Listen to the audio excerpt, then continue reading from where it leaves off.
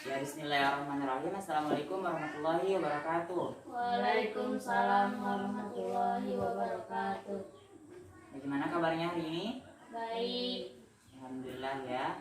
Sudah siap untuk belajar? Ya. Sebelum kita belajar, sama-sama kita membaca basmalah. Bismillahirrahmanirrahim. Ketua kelas coba dipimpin doa. Sebelum kita belajar, marilah kita berdoa. Doa dimulai. Doa selesai. Ya, hari ini kita akan belajar Al-Quran hadis.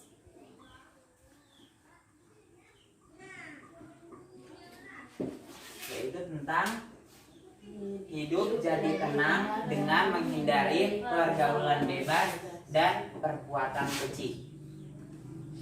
Nah sekarang Pak Guru mau tanya, ada yang tahu apa itu pergaulan bebas?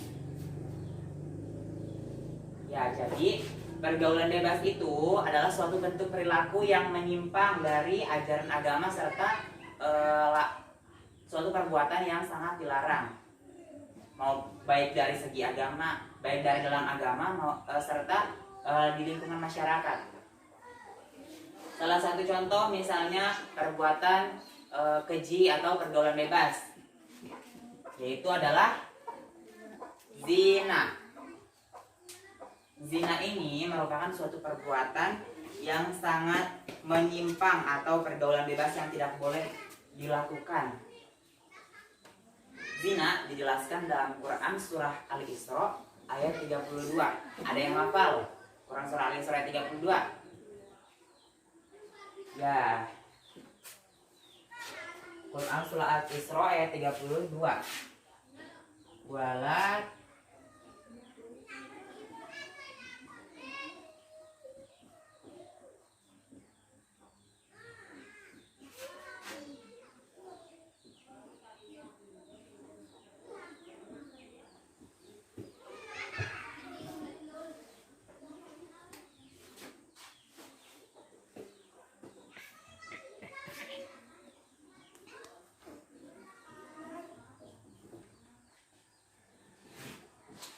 kita baca bareng-bareng.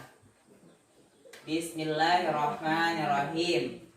Wala taqrabuz zina innahu kana fahisatan wa sa'a sabila. Jadi Quran surah Al-Isra ini yang menjelaskan tentang larangannya perbuatan zina. Wala taqrabuz zina innahu kana fahisatan wa sa'a sabila. Dan janganlah kalian mendekati zina, karena sesungguhnya zina itu merupakan perbuatan yang keji dan merupakan jalan yang buruk. Di dalam surah Al-Isra ayat 32 dijelaskan bahwa kita sebagai umat Islam hendaknya untuk menghindari atau menjauhkan diri dari perbuatan yang terlarang ini, termasuk yang dimaksud adalah perbuatan, salah satunya adalah perbuatan zina. Karena perbuatan zina merupakan perbuatan yang dilarang keras oleh Allah Subhanahu wa Ta'ala. Ada beberapa hal yang mendorong seseorang bisa terjerumus dalam perbuatan zina atau perbuatan keji ataupun pergaulan bebas. Yang pertama, ada yang tahu beberapa hal tersebut yang bisa menjerumuskan seseorang ke dalam perbuatan zina tersebut atau perbuatan yang keji? Ada yang tahu?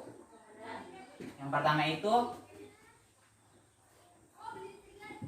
halwat atau berdua-duaannya seseorang antara ikhwan itu laki-laki ya, dan yang kedua itu akhwat. Mereka itu berduaan di tempat yang sunyi, itu namanya berhalwat. Itu tidak boleh ya, apalagi berdua-duaan antara ikhwan serta akhwat yang bukan mahramnya, itu tidak boleh.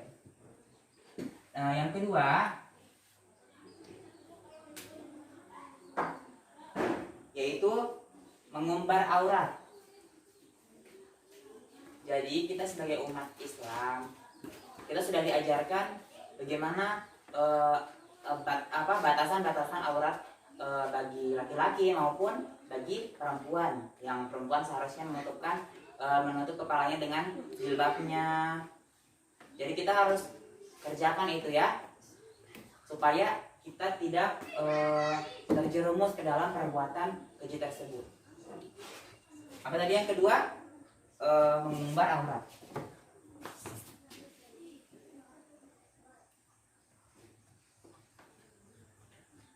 Oke. Yang terakhir atau yang ketiga, yaitu serta pikiran atau hati yang kotor. Jadi kita jangan sekali-kali punya pikiran itu hanya yang kotor saja, yang jelek-jelek saja. Tidak boleh. Makanya kita itu harus sekolah kan kita diajarkan untuk menuntut ilmu. Maka dari itu kita sekolah itu harus rajin supaya kita itu tidak selalu hanya memikirkan pikiran yang jelek saja ya. Oke. Kita sebagai umat Islam harus mempunyai keimanan yang kuat untuk menjauhkan diri kita dari hal-hal yang buruk, termasuk tadi adalah perbuatan zina. Yang kedua selanjutnya, hukuman zina. Hukuman zina ini dijelaskan dalam Quran surah An-Nur ayat 2. Dalam Quran surah An-Nur ayat 2 ini dijelaskan bahwa seorang laki-laki atau seorang perempuan itu dinamakan ghairu muhsan ya, yang belum menikah. Seorang laki-laki dan perempuan yang belum menikah, mereka berbuat zina dinamakan apa? Dinamakan apa Alia? Muhsan ya. Ini dinamakan apa? Orang laki-laki dan perempuan yang belum menikah, mereka berbuat zina dinamakan ghairu muhsan. Sedangkan yang sudah menikah atau laki-laki yang sudah pernah menikah dan perempuan yang sudah pernah menikah, maksudnya bukan sama mahramnya, mereka berbuat zina dengan orang lain, bukan dengan istrinya, dengan suaminya, tapi dengan orang lain. Mereka dinamakan apa namanya? Muhsan. Nah, dalam Quran surah An-Nur ini kan dijelaskan mengenai hukumannya.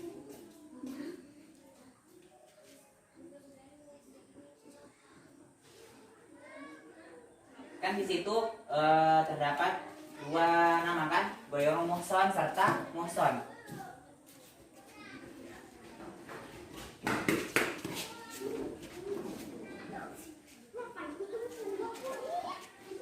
Ini adalah ghairu muhsan adalah orang laki-laki atau perempuan yang belum menikah. Mereka dihukumi 100 kali dicambuk. Bagaimana coba? Rasanya 100 kali dicambuk. Masya Allah sekali ya. Makanya kita itu sebagai orang beriman, kita bersyukur kita terjauh dari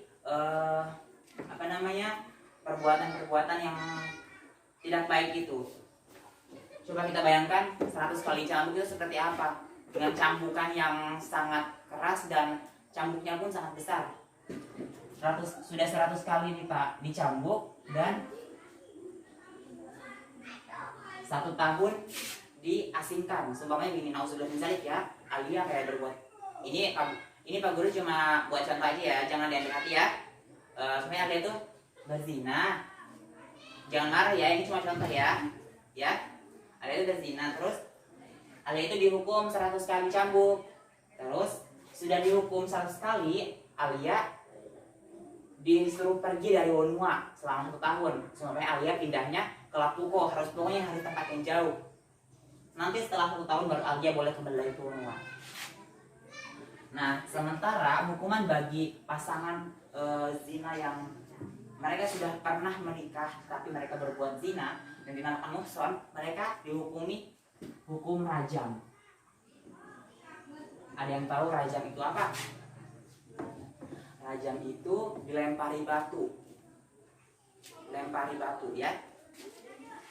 Rajam itu dilempari batu, dan ketika ia dilempari batu harus ada orang-orang muslim yang melihatnya, minimal itu 4 orang, supaya orang-orang muslim tersebut tahu apa yang akan mereka dapatkan apabila mereka melakukan perbuatan zina tersebut, supaya mereka merasa jera dengan melihat orang-orang yang dihukum tersebut. Jadi kita sebagai umat Islam lagi-lagi harus mempunyai keimanan yang kuat ya. Jangan sekali-kali kita lemah iman kita. Bila iman kita lemah dan semakin lemah, nauzubillah min dzalik, kita pasti akan mudah sekali terjerumus dalam perbuatan yang keji ini.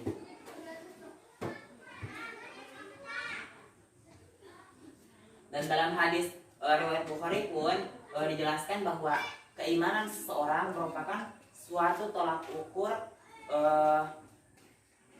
perbuatan seorang tersebut. Jadi apabila kita beriman, Alia beriman, Dian beriman, insya Allah perbuatan-perbuatan yang selalu dilakukan itu perbuatan-perbuatan yang memang bermanfaat bagi diri sendiri maupun orang lain, dan perbuatan-perbuatan yang terpuji. Makanya mulai dari sekarang kita tingkatkan keimanan kita supaya kita tidak terjerumus ke dalam apa? Ke dalam pergaulan bebas serta perbuatan keji. Ingat ya, di sekolah kita diajarkan bagaimana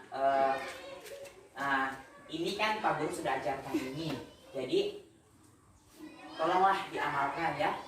Nauzubillah min dzalik, mudah-mudahan kita tidak terjerumus ke dalam perbuatan yang tercela yang seperti itu. Ada yang mau ditanyakan? Nggak ada ya. Jadi Alia ada yang mau ditanyakan? Nggak ada. Berarti alhamdulillah ya, kalau tidak ada yang ditanyakan berarti semuanya sudah paham ya.